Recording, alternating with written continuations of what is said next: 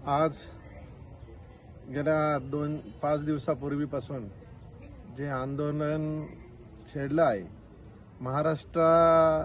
पूर्ण महाराष्ट्रातून जी जनता आलेली आहे, मुंबईमध्ये दाखल झालेली आहे, ती जनता तिथे आज एकवटून राहिलेली आहे. आणि मराठा समाज हा एक मराठा आणि लाख मराठा जे ब्रिज वाक्य आहे ते ब्रिज वाक्य तिथं पण दिसतं. आणि पाठीमागे जे मुकमोर्चा झाला असेल, कुठले आंदोलन झाले असेल मराठा समाजाची, ते सर्व मराठा समाज एकत्र येतो आणि त्या मराठी समाज जरांगे दादांच्या पाठीमागे.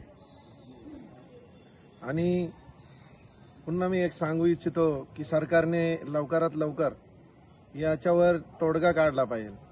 आणि तुम्ही कोंडी करायचा प्रयत्न करू नका.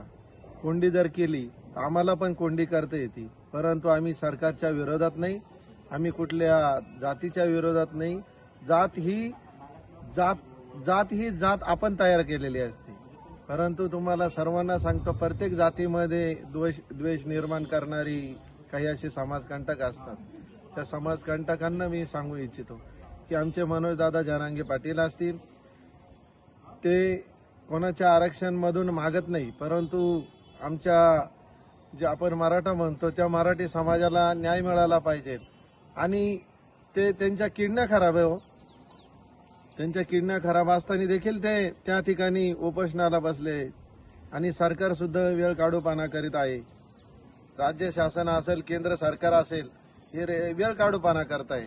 आम्ही एकच सांगू इच्छितो की आम्ही कुठले पक्षाच्या वतीनं बोलत नाही आणि कुठल्या याच्या वतीनं बोलत नाही, परंतु आम्ही एकच सांगू इच्छितो की आपण सर्वांनी, शासनाने जर आम्हाला न्याय दिला तर आम्ही शासनाला डोक्यावर घेतल्याशिवाय राहणार नाही.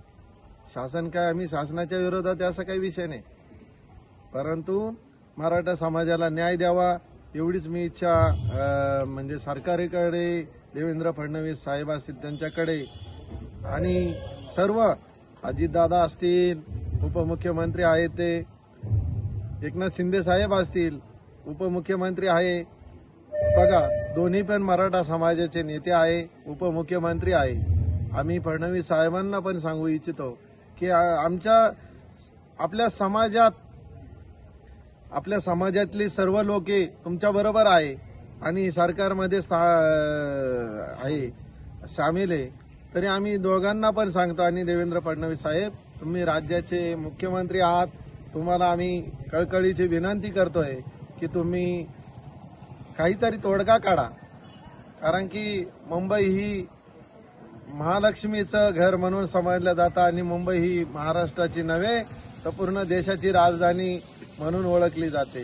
कारण की आर्थिक स्थिती तिथून निर्माण केली जाते. परंतु तुम्हाला एकच सांगायचं इच्छितोय की तुम्ही लवकरात लवकर शासनाने निर्णय घ्यावा. आणि मुख्यमंत्री साहेबांना मी पुन्हा एकदा सांगतो की भगवान महामृत्युंजय त्र्यंबकराज मुख्यमंत्री साहेबांना,